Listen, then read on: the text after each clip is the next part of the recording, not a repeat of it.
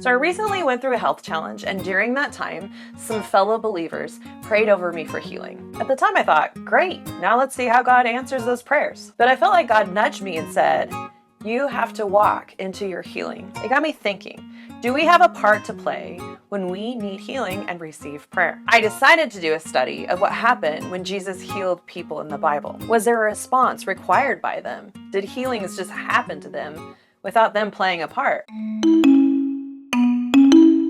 Hey friends, I'm Ange, joining you at the Crunchy Bible channel. Thank you for joining me as we journey together as students of God's Word. If you'd like to be a part in helping this ministry grow, feel free to drop some change in the tip jar link in the video description below. Let's get started. So when I studied the healings of Jesus, I found that the majority of the time, healings didn't just happen to people. Jesus asked them to take an action step or do something tangible to step into their healing. This reinforced the relationship between faith and obedience. For example, in John 9, when Jesus encountered the man born blind, he instructed him to go wash in the pool of Siloam after applying mud to his eyes. This command not only provided a physical means for the man's healing, but also required him to act in faith, trusting in Jesus' words despite his condition. By engaging in this act, the man was demonstrating his willingness to believe in Jesus' power, ultimately leading to his restored sight and spiritual awakening. In Mark 2, we see a similar situation where the paralyzed man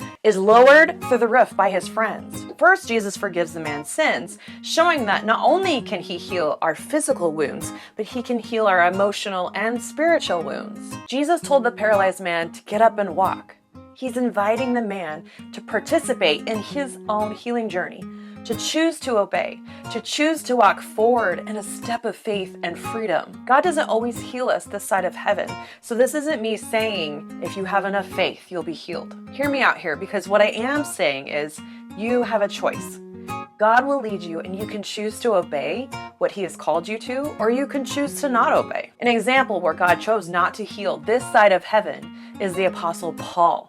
Paul speaks of having a thorn in his flesh. We aren't sure what this thorn is, but many Bible scholars believe it was some sort of physical ailment. Despite Paul's pleas for healing, God chose not to heal him, saying, "My grace is sufficient for you, for my power is made perfect in your weakness." Through Paul's struggle, God's glory was magnified as Paul learned to rely on God's strength rather than his own. This is an example to us that God can and will use our weaknesses and unhealed conditions to demonstrate his sufficiency, his grace.